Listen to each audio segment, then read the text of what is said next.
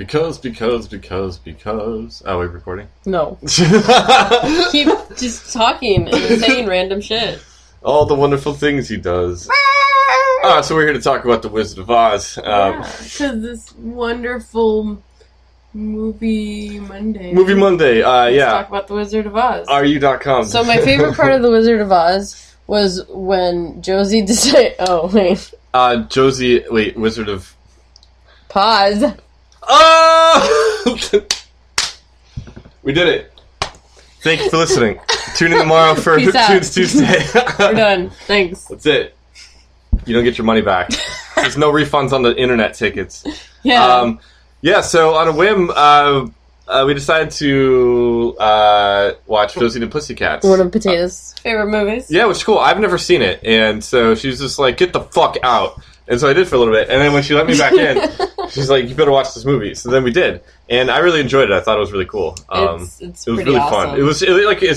I think what it said in one of the descriptions for reading facts about the movie is like totally like a guilty pleasure movie. But the director said definitely. it was. I mean, like, don't go into that movie expecting fucking it's not fucking it's Shakespeare, not a beautiful movie, Beautiful Mind. Yeah, it's definitely not like a fucking masterpiece. Yes, it's a fun movie. It's hella fun. I think there needs to be more movies like that. I think it was actually really enjoyable to watch because so many times I find myself like browsing on Netflix, and it's just like so many movies just seem so dark and depressing. They it's take like themselves so seriously. I know. It's like I like fun movies like that. It's like it doesn't have to fucking mean anything. It's a silly fucking movie. Yeah, I mean, it does have a message at the end of fucking just be yourself, which is good. It's a great positive message. And that's the whole point of that movie. Also, like, absolutely, we understand that this is a ridiculous movie, but we like it. And then if you like it, that's cool. If you don't like it, go fuck yourself. Absolutely, yeah. I think it's very much like the attitude of RU.coms. Pretty much, yeah. Yeah. I think that sums it up pretty well. They all the ads that are in the movie, they got no money from the companies themselves to make that. That sounds familiar. Yeah. I wish some cool podcast would do that. I'm really enjoying these 7-Eleven roasted sweet barbecue peanuts. Buy now at your local 7-Eleven. In your mouth. In my mouth. So I think that's really cool. Also, the songs were great. The main song, the main singer, yes, the actress is Rachel Lee Cook, which, yes. But she in? But, oh, okay. Shit. So many things. But the main singer is actually, a girl that's the main singer of Letters to Cleo. So if that's a band that you guys would like to check out, you should, because I hear it's really cool. Yeah, definitely the songs in the movie, even though it's like a silly, fun movie, the songs have like really good message and they're really cool. Like, it's definitely the kind of music I would actually choose to listen to. They're fun. I like pop just punk, like the movie, yeah. Like music and stuff like that too. Like I said, when you first showed me the song before I watched the movie, one of the songs from it, it really reminded me of band Hey Monday or something like that. Mm-hmm. And obviously that came out after the movie. I think they came out after the movie. The band? I don't know. I think so. It's awesome. So Rachel Lee Cook was really popular back in the 90s, which is like... early 2000s, rather. Sorry. That movie came out early 2000s. But she was in She's All That. That's okay. Yeah, I know she looks familiar. It just I couldn't really place. And what else is she in? I mean, she was in Psych. She played the girlfriend of what's his face. I don't know. She was in like a lot of. No, she's been in a lot of stuff. Movies. We're looking up her movies right now.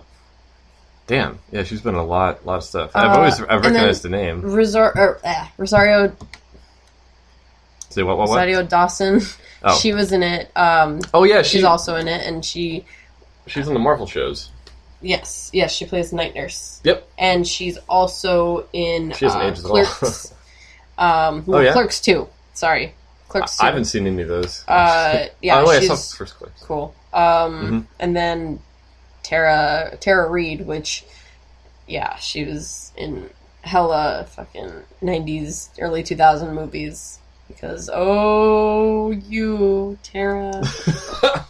Reid. Yeah. You so cray. She cray. She was, there was this huge, I don't know, she was fucking all over the media for a while there because, when celebrities pull that crazy Yeah. things that they do. Totally. She did crazy shit, so that's why she was on media a lot. Yeah. But yeah, all three of them together are really great in that movie.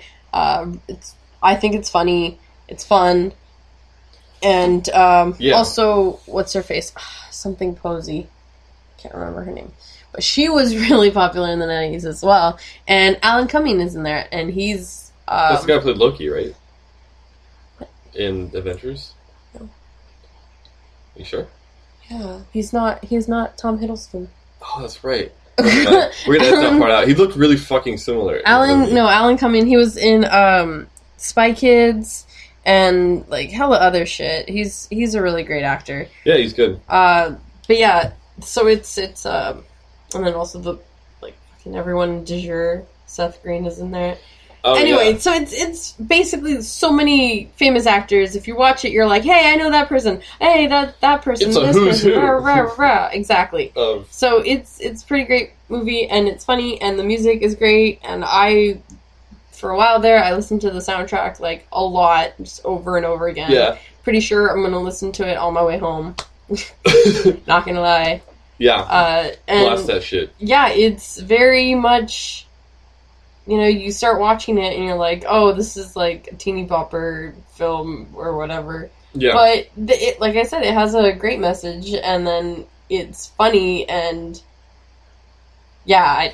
Well, what makes it stand out from like other like intentionally silly or whatever kind of movies is that all the actors and actresses in the movie look like they're really having fun while they're in it. And they're really enjoying it because I've seen movies like they're supposed to be like intentionally silly, and you can tell the actor's just like, oh my god, why am I in this? And it's just they sleepwalk through the role, and you can tell they're not having fun, and they either had to do it for contract reasons or they just wanted a paycheck. But everyone seemed to be having a great time here, and as they show at the end of the movie, all the outtakes. It looks like the most fun to be on that set. Yeah. It looks like so cool to make that movie. They, in a lot of movies that are, like, supposed to be silly movies, they just have embarrassing scenes for everyone, just nonstop, like, cringe moments. Whereas this one, it's silly, but it's not cringeworthy. It's like... I agree. That's what it is. Yeah, there's no cringe moments. You don't feel embarrassed for them. So you don't feel uncomfortable. Like, a lot of movies, usually with, Will Ferrell or Steve Carell, which is funny because their names are kind of similar. The last name is kind of similar. Right. But they have a lot of silly movies. Yes. A lot of silly movies where you're just like, oh my god, don't do that. No. Absolutely, yeah. And then you end up getting anxiety. Yeah, exactly. Like, fuck this movie. Hey, nothing and like going to it's too stressful. Yeah. Yeah, I know exactly what you mean. Whereas this one, like you said, they're having fun. Yeah. And even when there is that scene of them, like, that embarrassing moment for those actors, it's not so much like, oh my god, ew, I can't watch this. It's more like, oh, that's sweet. And like they said, in a kind of weird way. Yeah. It's still sweet. Absolutely. And that's a really good point you brought up, because I think that's what sets it aside from other types of movies like that too. Because I never felt like, oh god, this is so awkward and feel weird. It was getting to that point, and during the scene, wow, who was the TLC guy? What's his name? TRL, sorry, TLC. Yeah, that guy. Oh, you mean the stand-up guy? Yeah, you thought it was going to be like this really cringy scene, but then they ended up like kind of making fun of themselves when they're just like trying to take hit or whatever. It's like, oh, we have the same we have all this stuff in common. Oh, you mean that guy? Yeah. Oh, okay. I thought you meant the guy that does stand-up. No. How he was not funny. That was funny too, because he was kind of like making fun of himself for being bad at impressions. Yeah. And so it ended up being pretty cool. So. I don't know, I like this movie. I know it's an older one. Usually we try to talk about more recent movies, but you know what? Fuck it. There's so many movies out there. Do we try to talk about newer ones? I just figured we were going to do any movies. Yeah, I don't think we actually established a rule. It's just I think we just naturally were talking about newer stuff or more recent stuff, but unintentionally. Going back to that TLC comment really quick. Yeah. So the girl that was originally going to play Val, which is played by Rosario Dawson, was going to be played by Aaliyah. Which Oh, really? Aaliyah... Wait, sorry, I'm fucking stupid. Yeah, TLC, it reminded me of Aaliyah. Sorry, that's my train of thought there. So, Aaliyah... Yeah, I gotta, like, let people know where my it's okay. brain is going. It's quite alright. So, Aaliyah, she got into a plane accident? Yeah, it was a private plane that crashed. Yeah. Which is ironic. Yeah. Because that's how the movie, the Josie and the Pussycats starts. Yeah. So... Crazy shit. Crazy shit. That was probably one of my favorite parts too. Was the opening part. Du jour. Yeah, because we've been watching like these songs came out 10 years ago. These songs came out 20 years ago. Videos, and it's a lot of those boy bands, Backstreet Boys, NSYNC, whatever, whatever your du jour was back then. And it's just like they nailed it so well. It's just like the cheesiest crap, and like all these teenage girls are just like obsessed with them. Were you ever like a fangirl like that for bands like that? I'm not a fangirl, but where you just were gonna scream and cry if you saw them. And I was a fan of AJ from Backstreet Boys. That was my band because I think we had mentioned this before that like you were either team whatever Backstreet Boys and Christina, or you were NSYNC and Britney Spears. Which is kind of like, were you Pepsi or were you Coke? Yeah.